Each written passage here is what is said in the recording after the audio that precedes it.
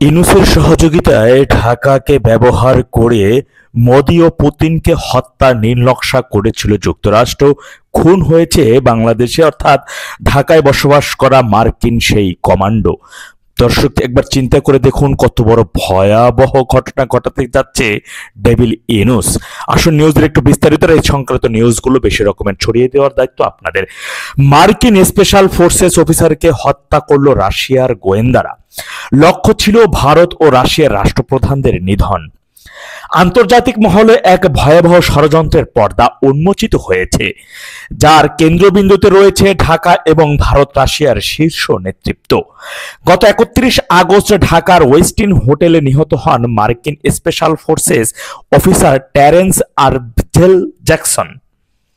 চাঞ্চল্যকর গোয়েন্দা প্রতিবেদন অনুযায়ী জ্যাকসনকে হত্যা করেছে রাশিয়ার গোয়েন্দা সংস্থা। কারণ হিসেবে উঠে এসেছে, জ্যাকসনের প্রধান লক্ষ্য ছিল বাংলাদেশে অবস্থান করে ভারতের প্রধানমন্ত্রী নরেন্দ্র মোদী এবং রাশিয়ার প্রেসিডেন্ট ভ্লাদিমির পুতিনকে নিধন করা। গোয়েন্দা সূত্রের খবর, সিআইএ জ্যাকসনকে রাশিয়া, দক্ষিণ এশিয়া, বিশেষ করে ভারতে স্পেশাল অপারেশনের জন্য নিয়োগ করেছিল। এই অপারেশনের মূল উদ্দেশ্য ছিল ভারতের সরকার পরিবর্তন করা এবং প্রয়োজনে ভারতের প্রধানমন্ত্রীকে ক্ষমতা থেকে অপসারণ করা। এই ঘৃণ্য ষড়যন্ত্রের অংশ হিসেবে জ্যাকসনকে বাংলাদেশের কৌশলগত ভৌগোলিক অবস্থান ব্যবহার করে মোদি ও পুতিনের উপর আক্রমণের ছক কষতে বলা হয়।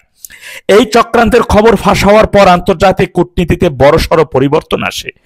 অর্গানাইজার এর প্রতিবেদন অনুযায়ী সাংহাই অপারেশন বৈঠক চলাকালীন সময় নরেন্দ্র মোদী ও ভ্লাদিমির পুতিন একসঙ্গে 45 মিনিট একই গাড়িতে সময় কাটান। জানা যায় এই 45 মিনিটের বৈঠকে মোদীর পূর্ব নির্ধারিত সূচিতে ছিল না।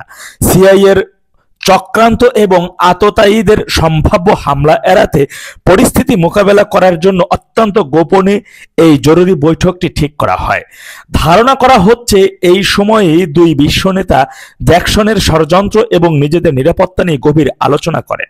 মোদির ক্ষোভ প্রকাশ, সিআইএর পুরো পরিকল্পনার কথা জানার পর প্রধানমন্ত্রী নরেন্দ্র মোদী যে যথেষ্ট উদ্বিগ্ন এবং ক্ষুব্ধ ছিলেন তার প্রমাণ মেলে। 2রা সেপ্টেম্বর দিল্লিতে ফিরে তার বক্তব্যে এক সম্মেলনে তিনি হঠাৎ উত্তেজিত হয়ে প্রশ্ন করেন, আপনারা হাততালি কেন দিচ্ছেন? আমি চীনে গিয়েছিলাম বলে, না চীন থেকে ফিরে এসেছি বলে? পর্যবেক্ষকদের মতে এই বক্তব্য তার মানসিক চাপ এবং ষড়যন্ত্রের বিরুদ্ধে তার ক্ষোভের ইঙ্গিত দেয়। নিহত হওয়ার আগে মার্কিন কমান্ডার টেরেন্স আরভেল জ্যাকসনের গতিবিধি ছিল রহস্যময়। তিনি একাধিকবার কক্সবাজার রোহিঙ্গা ক্যাম্পে সফর করেন। সেখানে তিনি রোহিঙ্গা সশস্ত্র গোষ্ঠীর সঙ্গে বৈঠক করেন এবং তাদের অস্ত্র ট্রেনিং ও পরিদর্শন করেন। কৌশলগতভাবে অত্যন্ত গুরুত্বপূর্ণ এলাকা হিসেবে বিবেচিত সেন্ট মার্টিন দ্বীপেও তিনি ভ্রমণ করেন। এই সমস্ত কার্যকলাপ তার বৃহত্তর ষড়যন্ত্রের অংশ ছিল বলে ধারণা করা হচ্ছে। শেষ পর্যন্ত সিআইএ এর হাই প্রোফাইল চক্রান্ত ভেস্তে যায়। গত 31 আগস্ট ঢাকার ওয়েস্টিন হোটেলে মার্কিন স্পেশাল ফোর্সের অফিসার টেরেন্স আরভেল জ্যাকসনকে রাশিয়ার পেশাদার গোয়েন্দা বাহিনী হত্যা করে বলে নিশ্চিত হওয়া গেছে। বন্ধুরা, আপনারা জানেন যে এই যে ওয়েস্টিন হোটেলে একজন মার্কিন কর্মকর্তা নিহতের ঘটনাটা রহস্যময় নিহত, তারা কিন্তু মার্কিন যুক্তরাষ্ট্র অতীব গোপনীয়তার সাথে এই সৈনিকের লাশ তাদের দেশে নিয়ে গেছেন এবং আজ পর্যন্ত এই হত্যা বা তার এই নিহতের বিষয়ে একটা বিবৃতিও কিন্তু যুক্তরাষ্ট্র দেয় নাই। আপনারা জানেন যে কিছুদিন আগে ডোনাল্ড ট্রাম্প কিন্তু ভারতের প্রধানমন্ত্রী নরেন্দ্র মোদীকে একজন কিলার হিসেবেও তিনি বলেছিলেন, একটি গণমাধ্যমে যে নিউজ এসেছিল।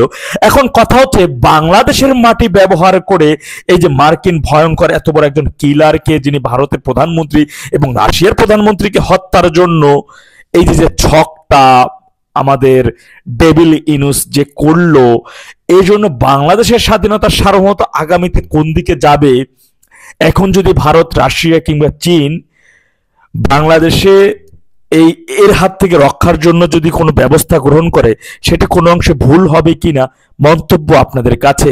আর এই সূত্র ধরে ডেভিল ইউনূসে চিন্তা করেন একবার যে কত বড় একটা ভয়ঙ্কর, আজকে একটা দেশের প্রধানকে হত্যার জন্য এই নীল নকশা বাংলাদেশের মাটি ব্যবহার করে, মানে বাংলাদেশের মানুষের কিভাবে ধ্বংস করা যায়, পুড়িয়ে মারা যায়, বোম দিয়ে মারা যায়, পুরো বাংলাদেশটাই কিভাবে জাহান্নামের চৌরাস্তা নিক্ষেপ করা যায়, তার সমস্ত ছকই এই বয়স্ক ডেভিল ইউনূস করতেছে। এই সোয়ারে না দেওয়া পর্যন্ত এই বাঙালি মানুষ যদি মনে করেন ঘুমাবেন, এই ঘুম আপনার সঠিক হবে না, এই ঘুম আপনাদের ঠিক হবে না, এতটুকুই বলে দিলাম। ওকে কিভাবে ঘুম পাড়াবেন সেই চিন্তা করুন এখন।